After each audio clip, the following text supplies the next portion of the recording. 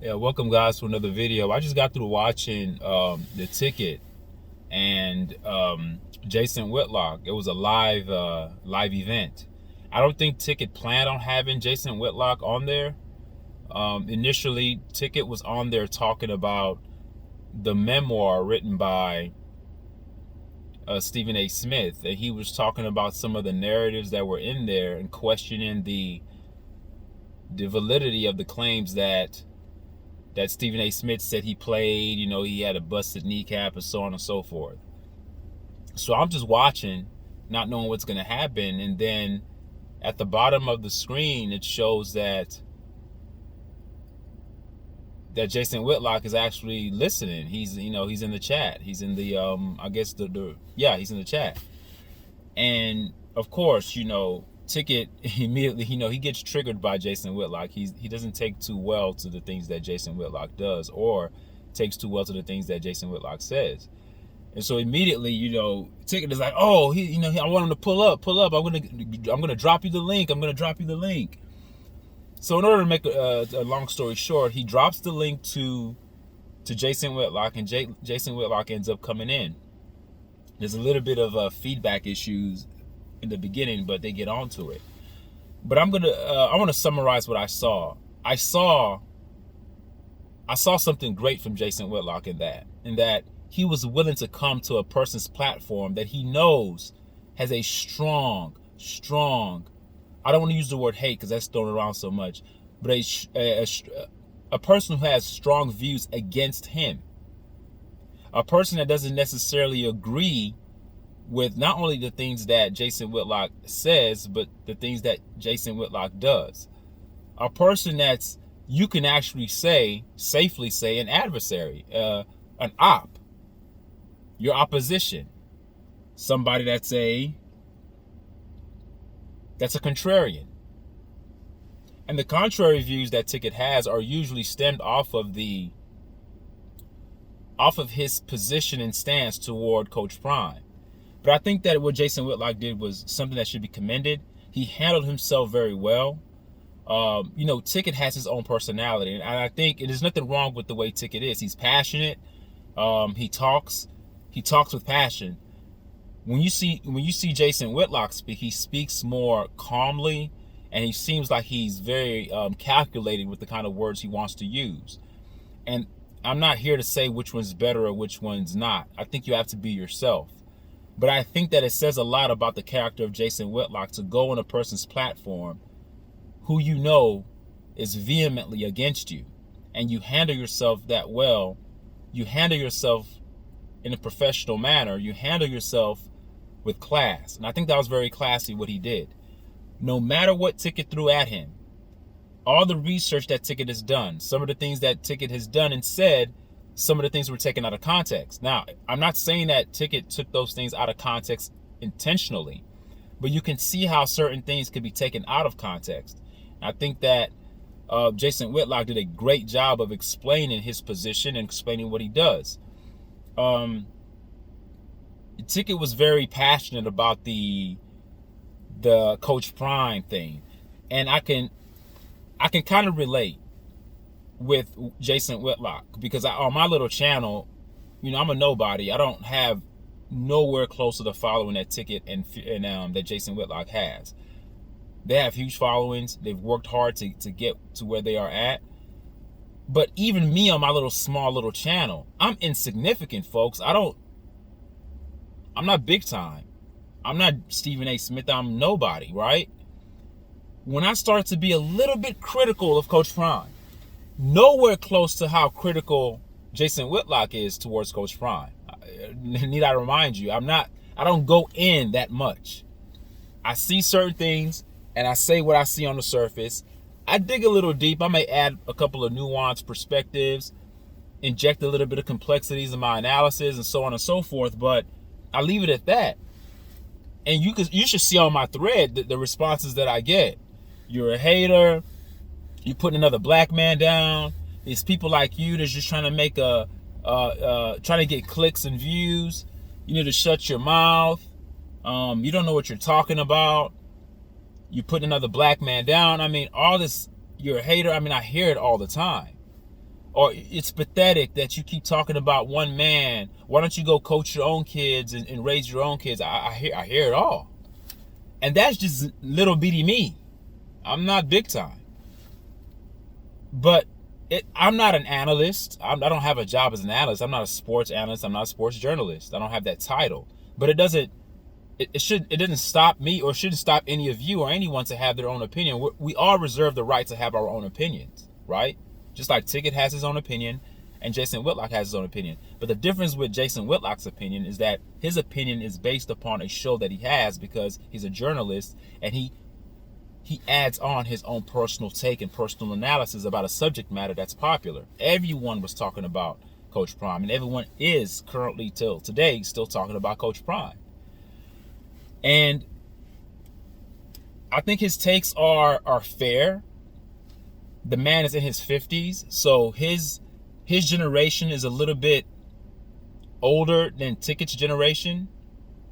I'm more in line with Ticket's generation in terms of our age group. We're around the same age, and I just think that Jason Whitlock is more old school, right? He's more old school. He's more of a guy that leans to those traditional values. I thought the breakdown with the racist thing was great. And because Ticket is so passionate, because you got to understand, Ticket is like a lion. He's passionate, right? And Jason Whitlock is like meat. So immediately he saw that Jason Whitlock was coming on, you could just see he just got excited. He's like, oh, I get a chance to rip at this guy. I've been wanting this guy for months. I get a chance to rip him apart on not national TV, but on social media, on mass media. So the passion that Ticket had, he had these questions. He was just rattling them off. Now, he wouldn't just ask a question and stop. When you saw I'm sure many of you guys have already seen it on Club Shay Shay, when Club Shay Shay was talking to Cat Williams, Club Shay Shay, Shannon Sharp would just ask a question and just let Cat Williams just talk for about 10, 15 minutes straight without interrupting. And that's the problem when you are an interviewer and you're injecting too much of your biases and opinions in it. Because if you look at the way Ticket handled it, he's handling his position in a non-objective way because he himself doesn't support Jason Whitlock's views, right? So there's already animus built in. There's a degree of emotional animus that's built in within him. So he doesn't have the patience to just ask a question or open-ended question, allowing Jason Whitlock to elaborate on it. Because the motive of Ticket is to show his audience how hypocritical Jason Whitlock is, how wrong he is for his takes, and in a way, implicitly trying to actually merge Jason Whitlock and Stephen A in the same boat. That was Ticket's motive. And you could clearly see it. Anybody with a thinking mind can see that this was not objective, true interviewing. It was you can say it was an interview with a dose of conversation involved, but more with an interviewer who had an agenda. And there's nothing wrong with that, because this is not like this is not 60 Minutes. Ticket never posed to say, I'm a journalist and I'm going to just act. No, he's not a journalist. He's just a guy that has his personal angst against Jason Whitlock based upon Jason Whitlock's takes and views, especially Jason Whitlock's takes and views towards Deion Sanders, Coach Prime. So with the questioning, you could tell there was a lot of passion that fueled those questions, because when he would ask a question, Ticket would rattle off extra statements. And you can see at times Jason Whitlock is like, come on, like, it's too many questions at once. Ask one, let me answer. Ask another, let me answer. But there was nothing wrong with that. That's just something that I saw. And I think that usually in cases like that, it's good to be the bigger person. And in that case, I think that Jason Whitlock making that decision, arriving and making that decision, sacrificing his workout, because we all know he needs to work out. He's a kind of a heavy-set guy. Sacrificing his workout to come on a person's show that does not like you or your views says a lot. But what does that do? Number two, That says a lot about the character of Jason Whitlock. Number two, that's a W. That's a W for Jason Whitlock for doing that.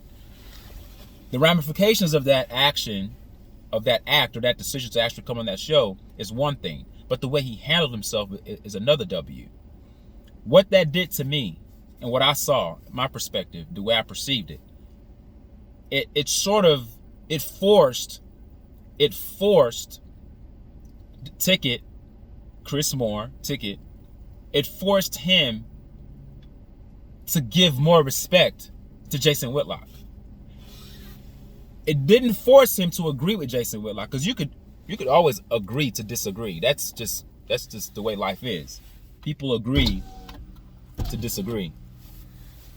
But any man with a logical mind, any man with common sense, you have to respect the man that comes to your lair, that comes to your chamber, that comes to your territory, especially when the person ahead of time already knows that they're stepping into hostile territory. He came there knowing he was going to get the quote unquote smoke, as they like to say. He came there, he handled himself, and all Ticket had for him was that wow. You notice in the beginning, Ticket never referred to Jason Whitlock as bro, a term of endearment. Toward the end, Ticket started to refer to Jason Whitlock as bro. Now, we may say, no, that's not a big deal. No, I caught that. Because there are many people that Ticket brings on his channel because he has a strong affinity towards those people. He has a strong connection to those people. He likes them. They're favorable to him, especially when he had just recently, probably about a week ago, almost a week ago, he had Kwame Brown on there. He kept on referring to Kwame Brown, bro. That's a term of endearment. So when that started to come out of the Ticket's mouth, I knew that something changed. There was a paradigm shift within his mental faculties. He's like, yeah, I don't like this guy. I don't like what he stands for. But man, I have to respect what he did. That's what men do. That's why men, we can beef and squash it and move on. But beef has to be handled, extracting the emotional impetus to actually let the emotional override the logical. Women can be emotional. We give them the pass on that. It's men who come in to insert the balance. If Jason Whitlock got on there and Jason Whitlock was highly emotional, that interview would have been disastrous. The only reason why something came out of that, and what I feel was a clearer understanding between both, is because of the way Jason Whitlock handled himself. The willingness he had to go on a person's show that you know does not like you and to set the record straight. It doesn't mean that you're setting the record straight with the person that doesn't like you. But the person who doesn't like you has to respect you more. And out of respect, over time, out of that respect you can actually start to grow a sense of likeness to a person that you actually respect. But that takes time. There's a process. But I think in due time, I think Ticket will grow to like Jason Whitlock. Because you don't have to, like me. I'm like that. I don't like a lot of the takes that he has. I don't like a lot of the views that he has. When I say he, I'm talking about Jason Whitlock. But when it came to Coach Prime initially, I was like, man, what's wrong with this guy? How can he say this about Coach Prime? But then as I started to see things for myself, I'm like, wow, why am I thinking the same thing as Jason Whitlock here? I did not want to do that. I said this on the previous video. I do not want to align my thoughts with the person that I do not favor or do not, well, let me start rephrasing that because I know words are very important, but I'm talking, so I don't have a script here. But when I say I don't like, it's not personal. I just don't like his views. So if I saw Jason Whitlock in person, there's no personal, like there's nothing that boils up in me that's like, I hate him. No, I don't hate. He's done nothing to me. The only thing I can hate is anybody that hurts my kids and my wife or my family. That's it. I can't hate any. Some such thing as hate. I don't hate. I may not like what you do, but until when you get to the point you cross lines and you start impacting my family, my kids, my children, then we're gonna have problems. But aside from that, I think his decision to go there means a lot.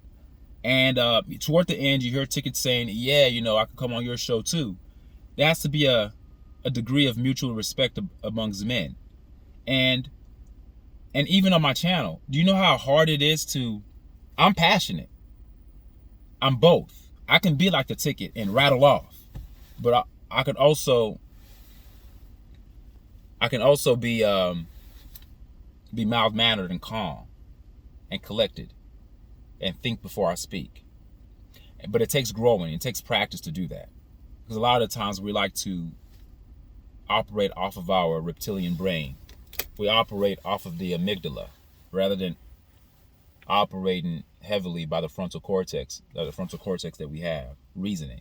We don't reason first. We just would rattle off with our thumbs. So when I hear people who say things against me, I have to first thank you for contributing to the channel. I have to, because you didn't have to listen to me.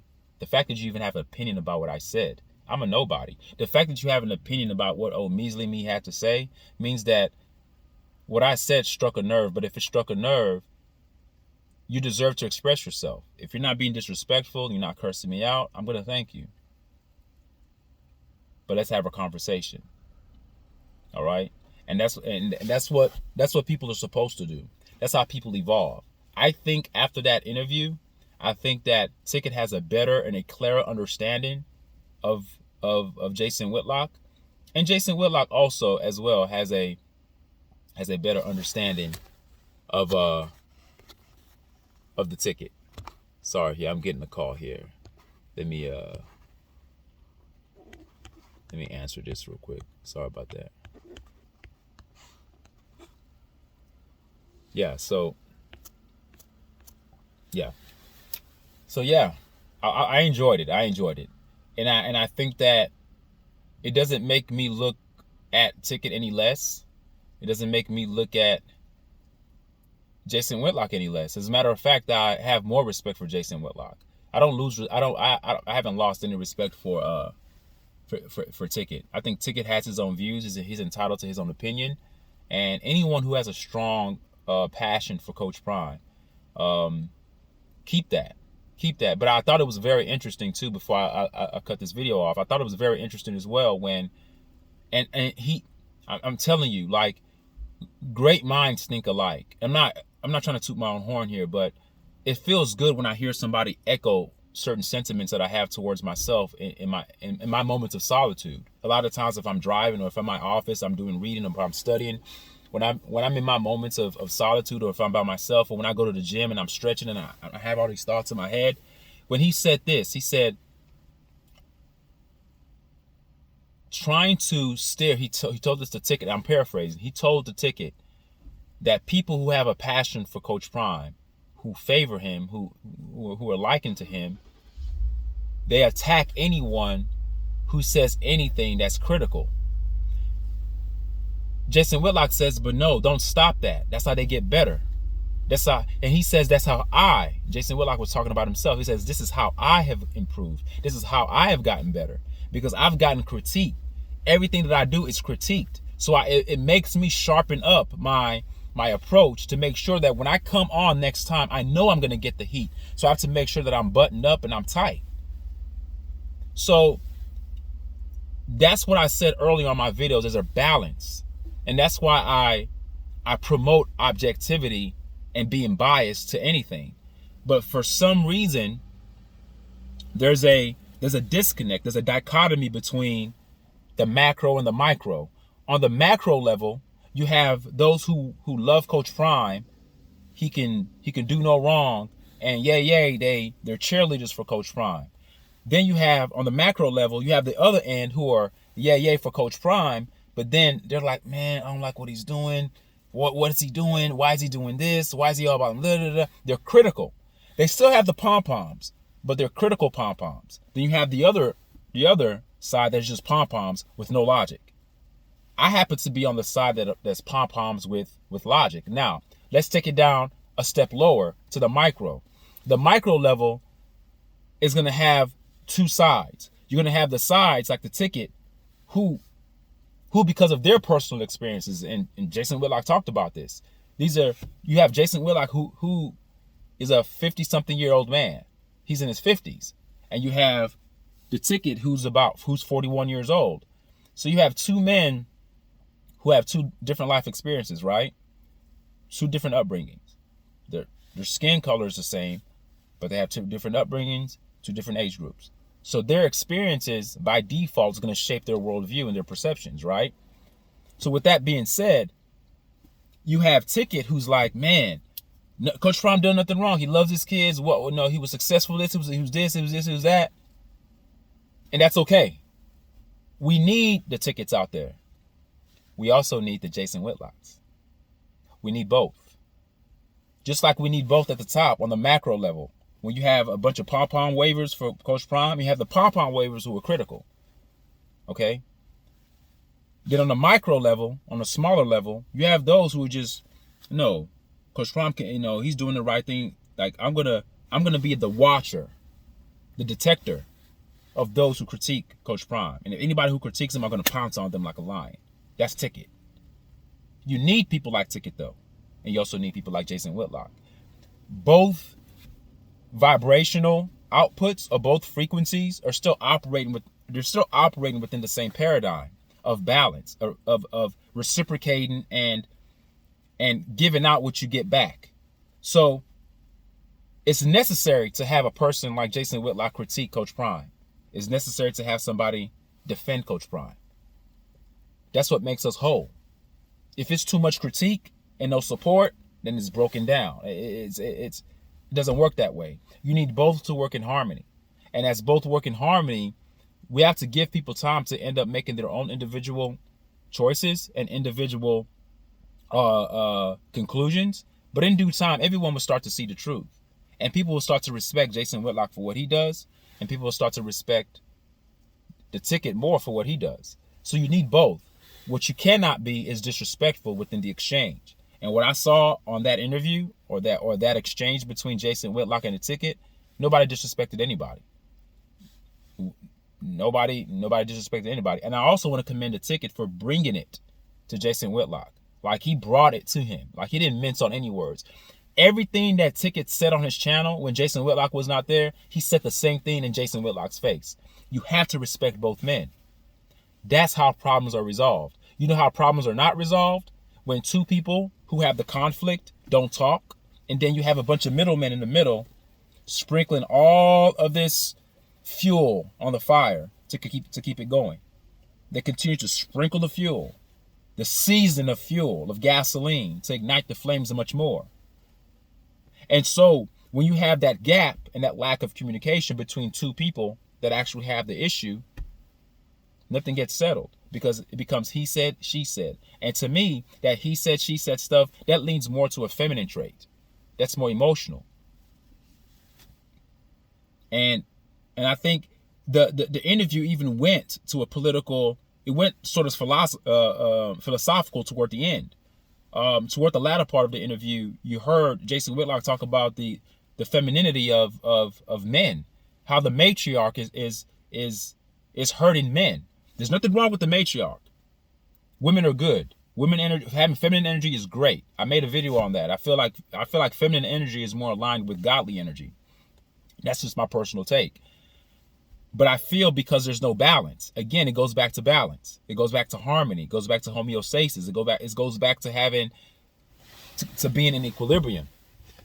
If it's an overwhelmingly majority of young black males that are being dominated and raised by their mothers and grandmothers and aunts, and there's no male discipleship or no male figure to actually direct them, they don't even have a male figure to actually look at, to emulate, to see what a man is like, or to see a man that's actually acting in his masculine, state, not acting feminine, not being overly too emotional. Jason Whitlock talked about that. He said, we're letting words affect us, that we're too emotional. As men, we have to stand for something. Like I said, you call me what you want to call me. Disagree with me. You could call me whatever. I'm not that. Call me an N-word. That's very rude and disrespectful. I move on. Until you cross that line and you're denying me like normal rights to have something that's a God-given right, or you're intruding upon my personal space to harm my family, and then you're gonna get something else that that you're not ready for. Then I don't even care what your label is. I don't care if you're racist or not. By then, I'm on the attack. So Jason Whitlock talks about that. He says, no, because we've been, so many young black males have been raised by women. There's nothing wrong with that. This is a situation that a lot of women find themselves in. That's a whole nother story for another day. But when you're raised by a majority of women, you tend to incorporate their mannerisms, you incorporate their gestures, you start to think like them. Even though physically and physiologically you're a man, you have the phenotypes of a man, you have the anatomy of a man, but internally you have a great influence of that feminine energy because that's what you were surrounded by. Saying we're too emotional. We're too emotional. What Jason Whitlock did by coming on that show was to show that I'm not emotional. Because if I was emotional, I wouldn't even be listening to you, let alone clicking on the link to be on your show. No. So I respect Jason Whitlock for that. Very transparent, came on there. It doesn't mean he's perfect. Doesn't mean he's infallible. Doesn't mean he can't be critiqued either. Because there's certain things he says on his show, and I've made comments on his channel about certain things that he says that I don't agree with. But I liked what I saw, and I wished more people would do that. I wished more people would sit down who have conflict with one another and talk respectfully. Now, if you're too emotional to do that, then you either A, need to check your masculinity because it's not where it needs to be. And number two, don't do an interview or talk to somebody that you have so much of a disdain for or so much hatred for. Or if it's not so much hatred, if your passion towards them is so strong and you know that you may find yourself saying certain things that are not appropriate, don't do it. So just do it when you're ready. I don't think that people should be forced to talk with people that they do not get along with. I think when the time is right, you know when it's right. But I commend Jason Whitlock for what he did, and I also commend the Ticket for actually being brave enough. Well, I don't question his bravery. I already knew what he was going to do. When he had that phone, he was like, I'm going to play everything you said. He talked about Bobby Knight, everything. So it was a great show. I liked it. That's what I like to see more. Not the name calling. Get clarity as to why people think the way they do. People's life experiences have shaped the way they think. See, I'm a native Nigerian. You know, both my parents are Nigerian. I was born here in the States, but as a baby, I went to Nigeria and came back to America when I was 8, 9 years old. So I have my upbringing when I was very young. I remember how Nigeria was. I remember my relatives. I remember what culture is like. I remember not having basic things. So when I came here to this country, I was very grateful for the things that I did have. I didn't find myself running with certain kids. I didn't understand how certain kids could think a certain way because I knew where I came from.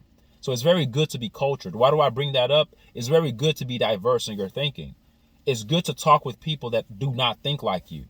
That's what made that interview with Jason Whitlock and the Ticket a magnificent interview. It may not go viral like the Cat Williams and the Shannon Sharp interview because it's just not going to go that viral. But to me, it's viral within my soul and within my spirit. I say that because you have two men who don't think the same. But yet, when they got together, didn't it allow you guys as the viewers to have a little bit more clarity? Didn't it allow you as a viewer to have a better understanding of everything? Doesn't it? You see, when you take the yin and the yang, that yin and yang principle is not something that's just for Chinese people. It's an old proverb that dates back to ancient Sumeria and ancient Africa. You need that. Balance is needed in the universe. It calls for it. It's galactic law, it's universal law, without a question. When two opposing views get together, two opposing forces connect, it's very powerful. We don't get anything. If Ticket brought another person that's like a Ticket and they were just rattling off about how they both hate Jason Whitlock, how he hates on Dion, all that does is fuel the fire for one side. And it ignites those people who are passionate about Prime to elevate their stance much more. But there's no balance to actually bring them back down to neutrality, to have them thinking on an even plane, to actually insert any degree of objectivity. So you can't get, quote unquote, gassed up too much. It's always good to listen to things that you know you're going to disagree, but listen to it. Have the patience and the endurance to hear it all out. It helps you. That's what I think that I'm good at. I'm good at reading books that I know I don't agree, but I want to take in that information. So when I'm talking to people who go against what I believe, I know what you believe better than what you believe. So I can have counter arguments, so you can actually respect my conversation because you know that I'm read up upon what you believe. So it's good to sit there as an audience member to hear both men who have different views towards Prime, or who have different views about what racism is. It gives you a better clarity as to how you should start looking at what racism is. It doesn't mean you're going to agree with Jason Whitlock's view of racism, and it doesn't mean you're going to agree with Tickets, but it forces you to move the meter and to start to apply more critical thought and dissect the essence of what racism truly is at its core. As long as people are being forced to think, that's a win-win. Think with our brains and our minds, not with our emotions. When you remove the emotional aspect out of it, men become stronger. When you have too much emotion in a man, the man is impotent. He's nothing. Women are more cerebral. They can be very logical and cerebral and be emotional. They just have more chromosomes than us. That's just a scientific fact. Everybody who's born the 5th or 6th week, everyone is a female. Believe it or not, I was a woman in my mom's womb before the sex change in my mother's womb. Everyone is a born female to the 5th, not born, but in the developing stages of the fetus, the 5th or 6th week is when the sex changes. Everyone is a female first, and females have way more chromosomes than men. Females have 2.2 more chromosomes than men. They have more chromosomes than us. This is why they mature faster. Okay, so women are able to kind of be all over the place, so to speak. That's why people say, oh, women, they talk too much or too emotional. That's okay. They can do that and still be sane. When a man does that, you're off your rocker, you're off your hinger, you're off your kilter. Men don't operate that way. But when we remove the emotion and we become more logical minded, two men can meet at the table and squash beef. Not only squash beef, but have a better understanding amongst each other. So not only do they end up knowing more about each other, but the people who are watching also benefit as well. So I think that was a great interview. I loved it. I loved watching it. And I love the fact that Jason Whitlock got on there and spoke with Ticket. And Ticket brought the questions. Because if Ticket held back, it wouldn't be great. Ticket brought it, man. He brought it. So I want to commend both men for doing what they did. All right, thank you guys for listening. Until next time. Tell me what you guys think. All right, bye.